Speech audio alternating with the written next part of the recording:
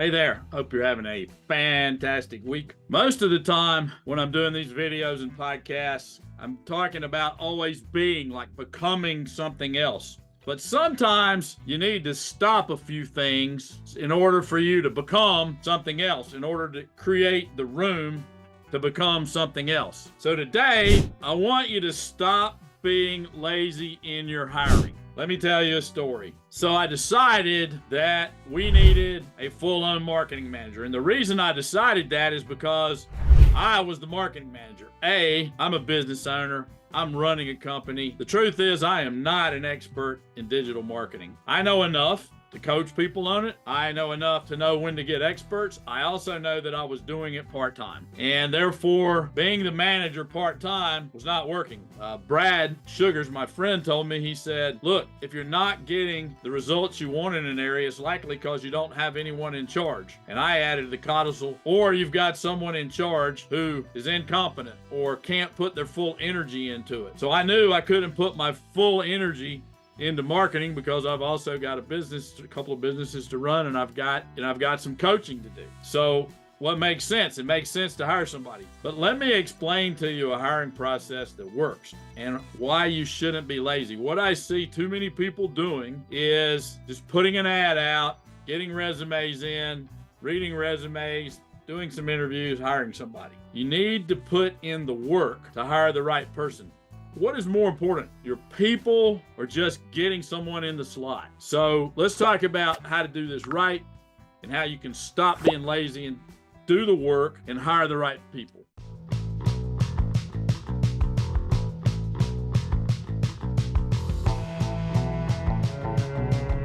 So here's the story. I wanted this marketing manager. Now, what do you do first? The first thing you do is you figure out who you want. You want to market for these people. So who do you want? Get clear on who you want. Get clear on their attitudes. Get clear on their skills. Get clear on all the other characteristics. Make a list of the 60 things you want in this person. That's the who. Do that before you even figure out what you want them to do. The second thing is figure out what you would like for them to do. What are the outcomes that you want? You may not know exactly the details of everything they need to do day to day, but you're going to figure out the outcomes. So get the who and get the what. So once you've got that, then you can go market. Now, where are you going to market? You should tell friends.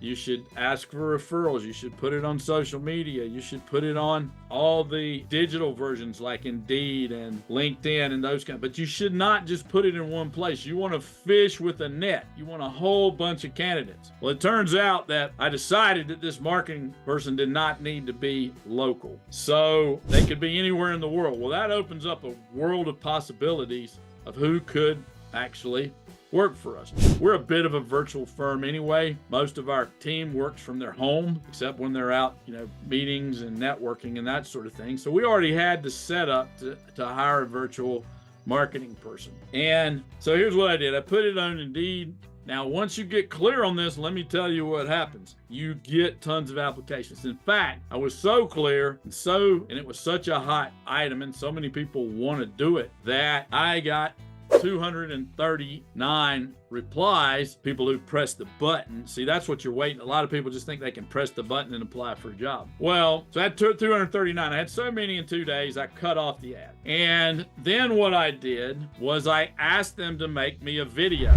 and explain to me a couple of things about themselves and why they wanted the job, why they thought it was a good fit for them. Well, I went from 239 to 14. That just got rid of all the lazy people, all the button pressures, all the people that thought maybe I'll just apply for a job and I'll get them. So I'm down to 14. Then we set up a group information and interview session on Zoom. 9 showed up for that, okay? We did the information session.